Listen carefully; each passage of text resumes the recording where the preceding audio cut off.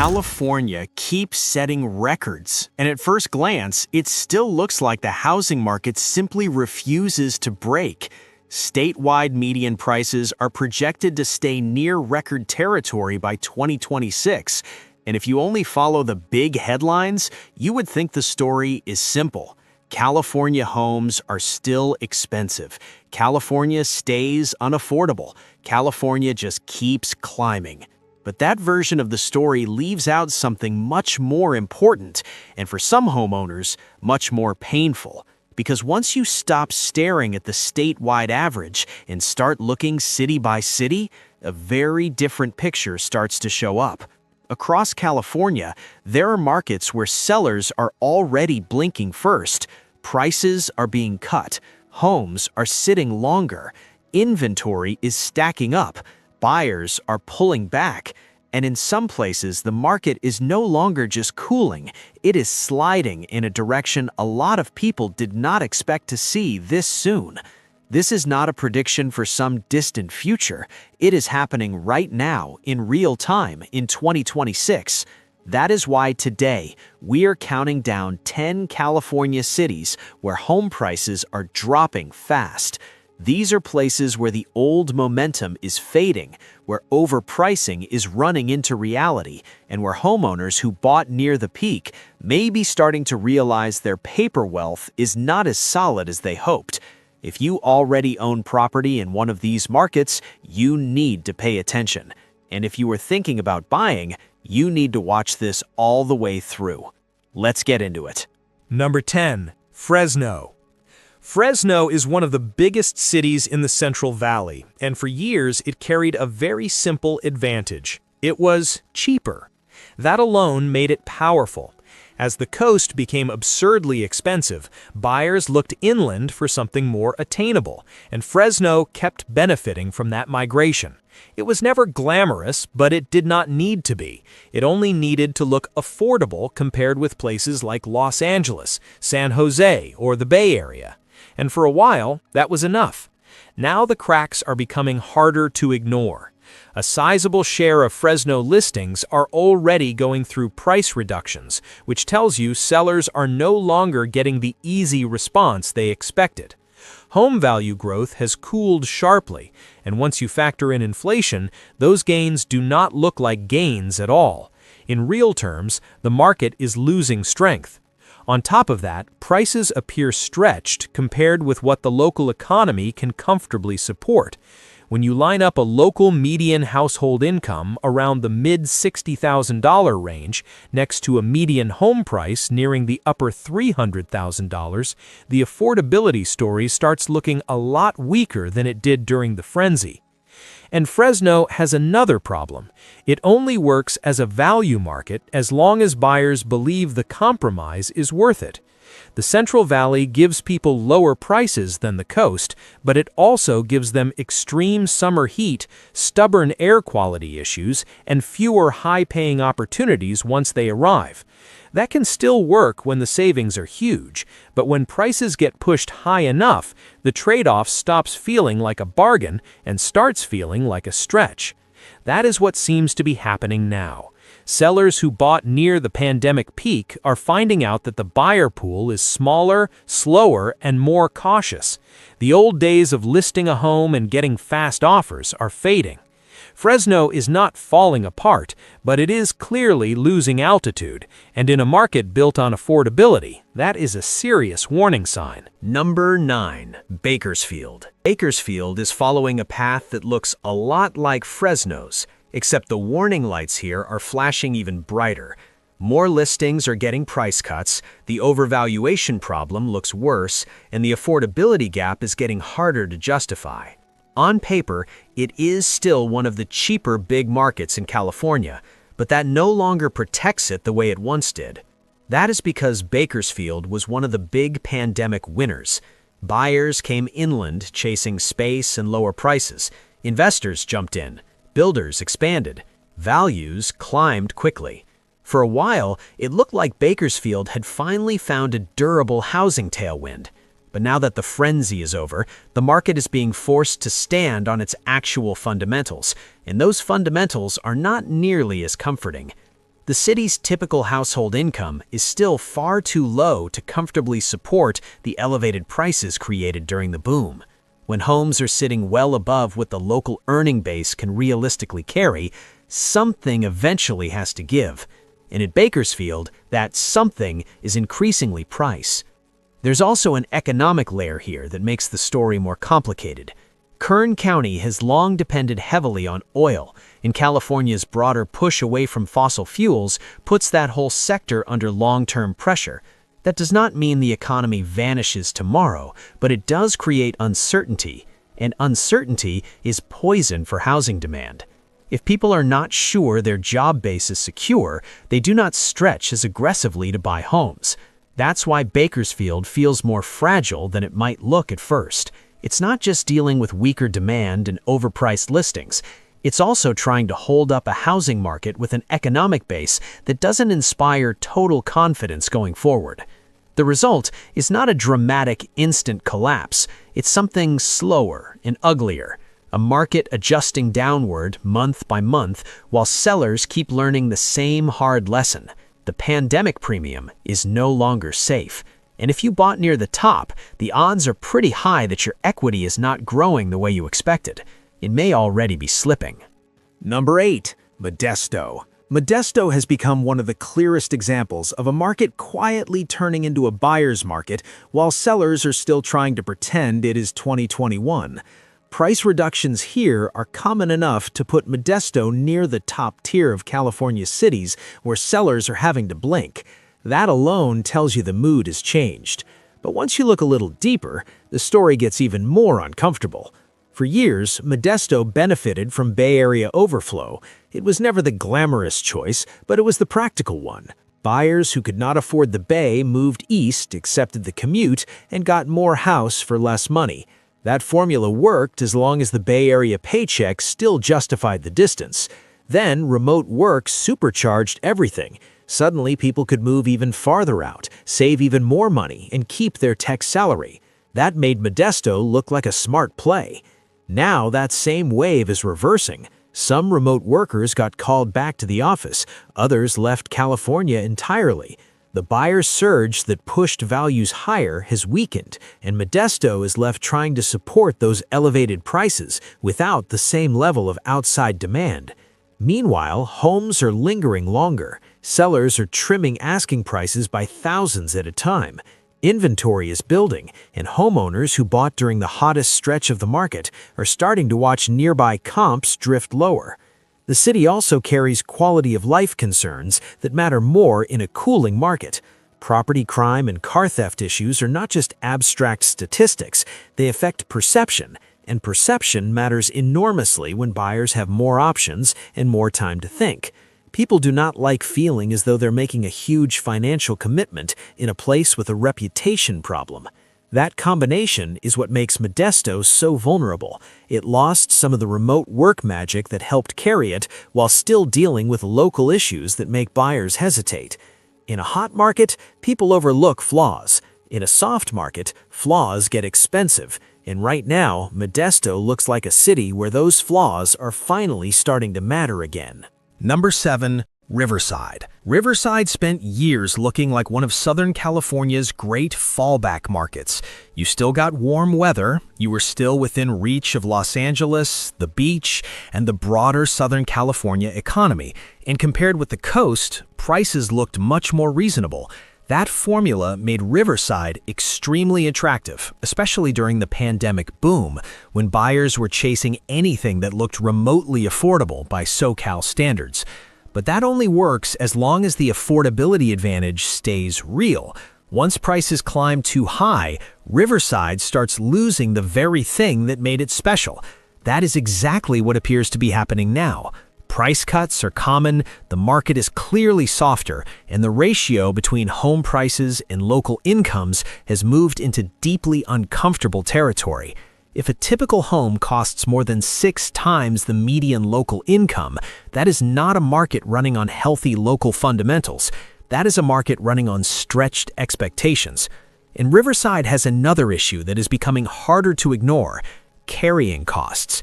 Insurance pressure in parts of Riverside County, especially near wildfire-prone areas, can turn an already expensive home into a much heavier monthly burden. When insurance premiums climb or insurers become more selective, affordability gets hit from another direction.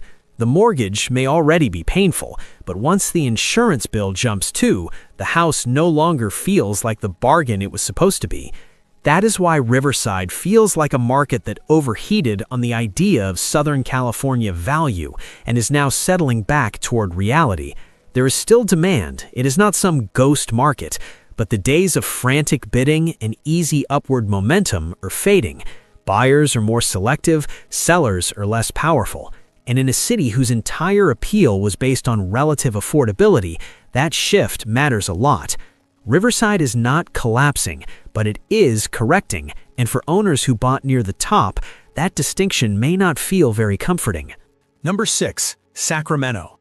Sacramento looks strong from a distance. It is the capital, it has a big population base, the metro is sizable, government jobs add stability. And compared with coastal California, it still feels more reasonable. But this is one of the few California markets where projections are openly calling for meaningful price declines in 2026, and that tells you something serious is happening beneath the surface. During the pandemic, Sacramento was one of the biggest winners in the entire state. Remote workers fleeing the Bay Area poured in, and the value proposition looked incredible. People could sell a small condo in San Francisco and buy a larger suburban home in Sacramento while pocketing the difference. That pushed prices up fast. In just a few years, the jump was dramatic. But like a lot of pandemic winners, Sacramento is now discovering that what surges quickly can cool just as fast. Some of the remote work demand faded. Some buyers who moved for flexibility got pulled back toward the Bay. Others realized Sacramento's summer climate was not as easy to love in daily life as it looked on a Zillow listing. And now, the homes bought at elevated prices are sitting in a market with more listings, slower sales, and less urgency. The condo segment is feeling this especially hard. Downtown units that once looked perfect for remote professionals are now running into weaker demand, longer listing times, and more price trimming. And while the city still benefits from government employment and a healthier base than many inland markets, that alone is not enough to defend every inflated price created during the pandemic rush. That is why Sacramento lands here. It's not weak because the city itself is failing. It's weak because prices ran too far too fast, and the market is now being forced to digest the excess.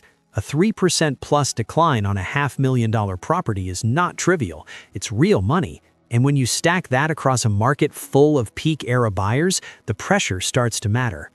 Number 5. San Jose. San Jose is where the California price drop story becomes impossible to ignore, because this is not some overlooked inland city. This is Silicon Valley. This is one of the richest, most globally recognized housing markets in the country. And yet, even here, median home prices have taken one of the sharper hits among major U.S. cities. That is a big deal, because a 5% drop in a market above $1.4 million is not the same as a 5% drop in a cheaper city. That kind of decline erases an enormous amount of paper wealth in a short period of time. For many homeowners, it is the equivalent of watching an entire annual salary disappear on paper. The reasons are not mysterious. Silicon Valley's housing structure depended for years on the idea that proximity was everything. If you wanted to work at Apple, Google, Cisco, Adobe, or another major employer, you had to live close enough to make it work. That proximity premium justified absurd prices. Then remote work and hybrid work cracked that logic wide open. Suddenly, the market had to confront a dangerous question.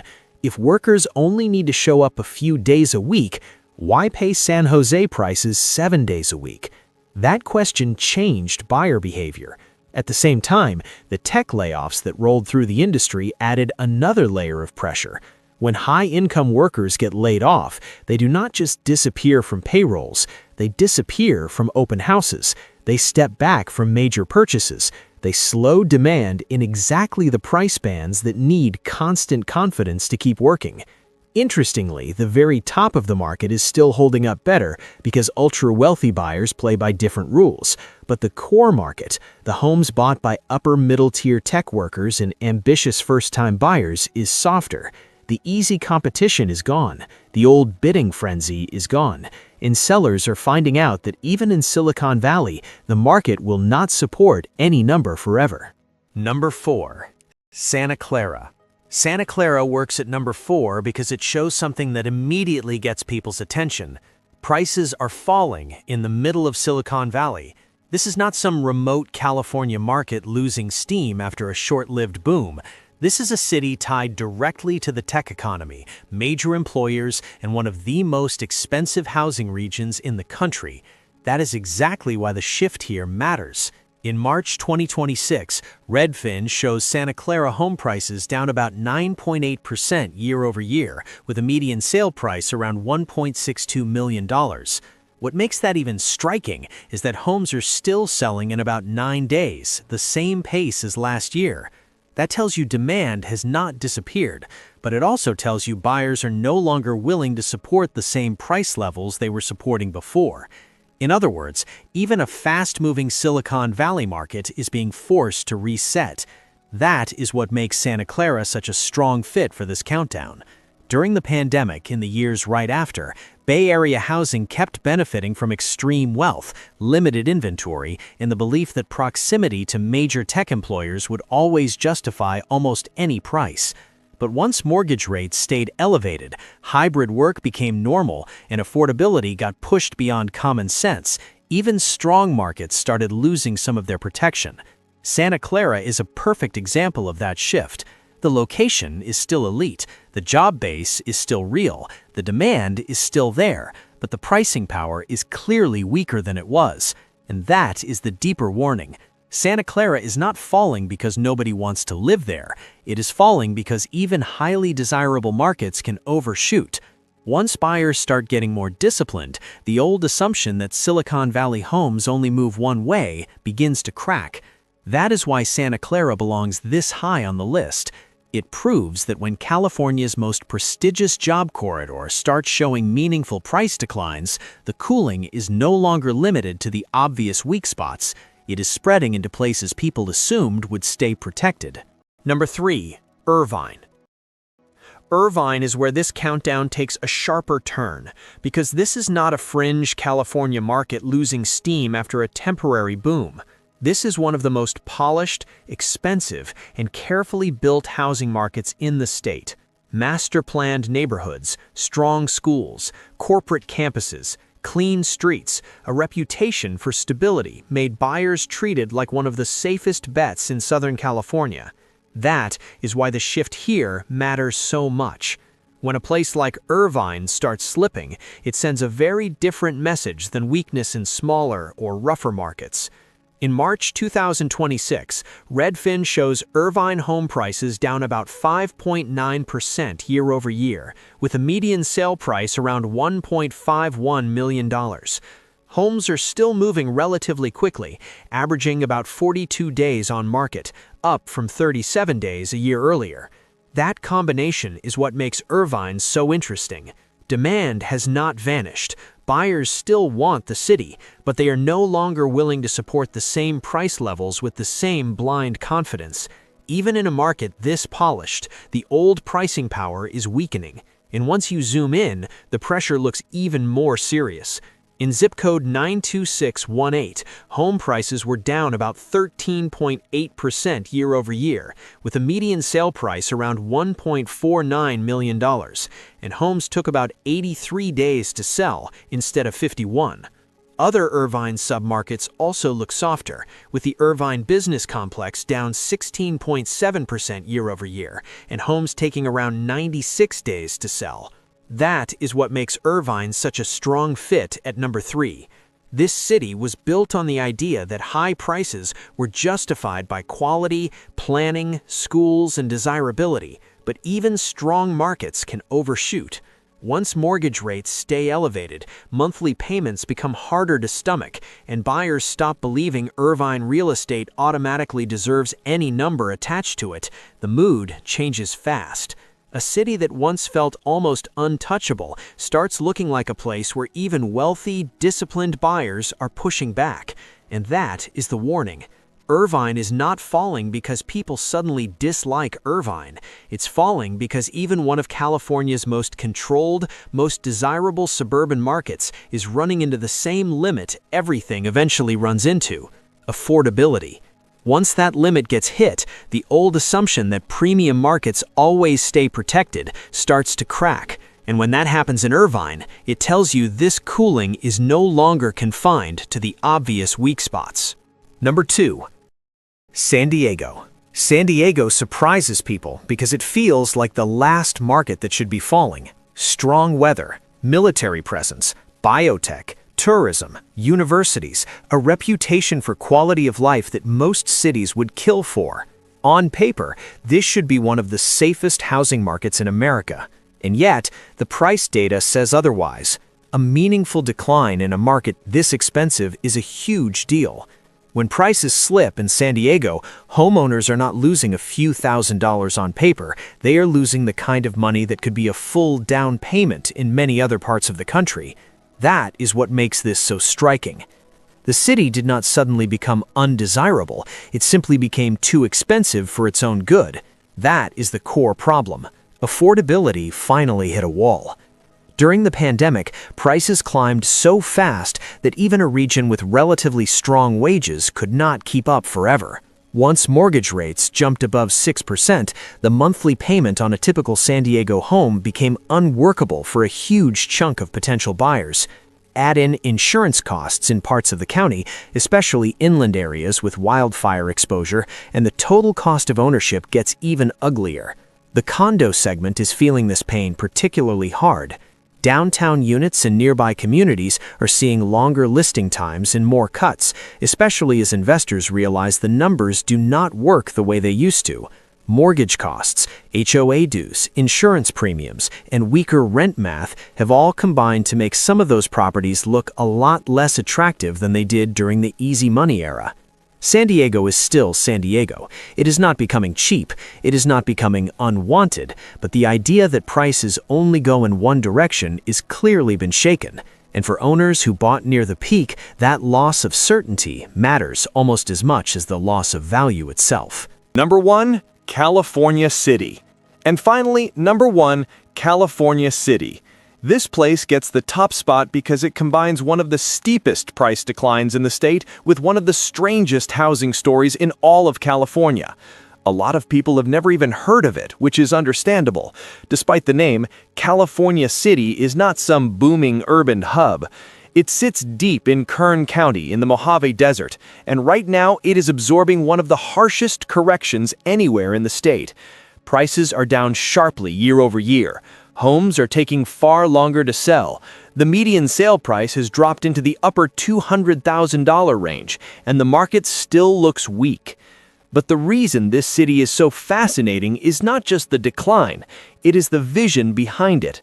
California City was planned as something enormous. Back in the mid-20th century, developers imagined a future metropolis that might one day rival Los Angeles. Streets were laid out, subdivisions were mapped, infrastructure spread across a vast desert footprint. On paper, it was a city built for a giant future. That future never arrived. Today, California City is still massive in land area, but much of it remains empty. You can drive through paved roads, past signs and hydrants, and still see huge stretches of land with almost nothing built around them. It has the shell of a dream that never fully materialized. And during the pandemic, that shell briefly attracted the wrong kind of optimism all over again. Cheap land, cheap housing, remote work, and speculative thinking combined to push values up. Investors and bargain hunters started telling themselves they were early. Now they are finding out that they were not early. They were just exposed.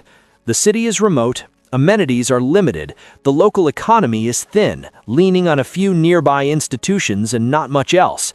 The climate is harsh, summer temperatures are brutal, the sense of isolation is real. And once the speculative buyer wave disappeared, there was not enough organic demand to hold prices up. That's why this market feels less like a correction and more like a collapse. California City was sold on a future that never came. Then it got a second temporary surge based on cheap money optimism. Now both illusions are gone, and what's left is the underlying reality: a remote desert community with more land than demand and more ambition than support.